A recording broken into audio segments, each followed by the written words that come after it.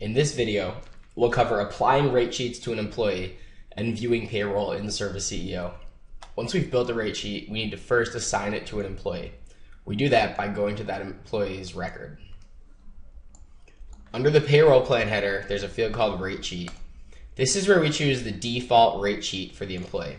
Default rate sheet means that anytime you add this employee to an assignment in ServiceCEO, this is going to be the rate sheet that is defaulted to. You can always change this on an individual assignment. When you save this, you're asked if you want to make this change applied to existing jobs and work orders that the employee is assigned to. If you click yes, you'll be asked for an effective date of this change. Please note that only open jobs and work orders will be updated. ServiceCEO will not apply payroll settings to closed jobs and work orders. If you need to see that information, you can open those work orders and manually select the rate sheet. When I hit OK, ServiceCEO is now going through all of the open jobs and work orders from the date I selected forward and switching it so that Mike's rate sheet is Junior Field Tech 3. Let's go build a work order and see how this comes into play. We'll select my customer, Aaron Jackson. Down here on the job information tab, there's information on the commission for the job, the payroll for the work orders, total payroll for the job, and the estimated profit.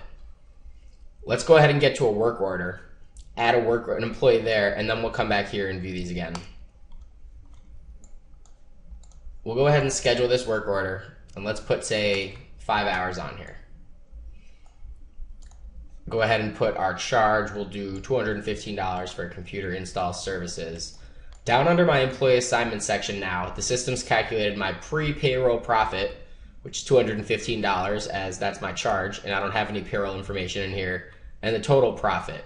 Once I add an employee, you'll see the hourly pay get calculated. Now, Mike was paid $20 an hour on that rate sheet we saw before. So the 5 hours for this work order is giving him $100 in hourly pay. If this changes, the system will calculate a more granular payout.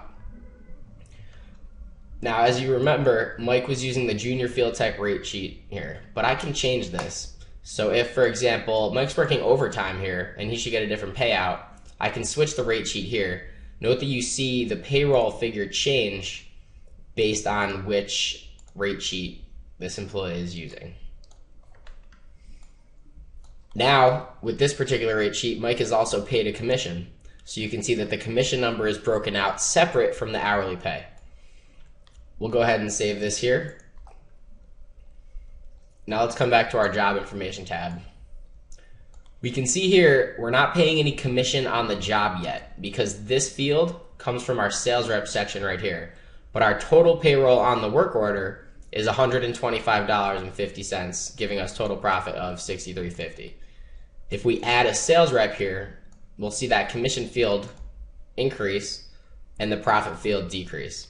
Again, you can change your sales rep's assignment by toggling the different rate sheets here. Another important thing to remember is that this information here is for the total job, regardless of how many work orders it is. Right now, this job only has one work order for $42 in profit. But if I add another work order, the system will display different information. Let's use our appliance repair service here, and we will add Mike under our Junior Field Tech rate sheet.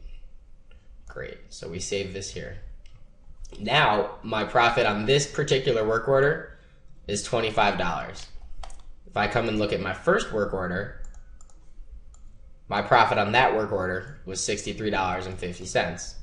But if I come look at the job information tab, I'm going to see the total profit for all work orders on the job and the commission for this sales rep here. So the profit on that first work order was about $63 and the second one was $25. Those two combined minus the commission for the sales rep nets me to $54.50 in profit total. Payroll is also visible in the estimates section. First place is on an on-site sales call. We have actual hourly pay, which is again just based on the length of the duration of the on-site sales call times the hourly pay for this particular employee's rate sheet assignment. You can also see estimated commissions on the opportunity information under the sales rep section. This is based on the value of the estimate times however the rate sheet is set up for this particular employee.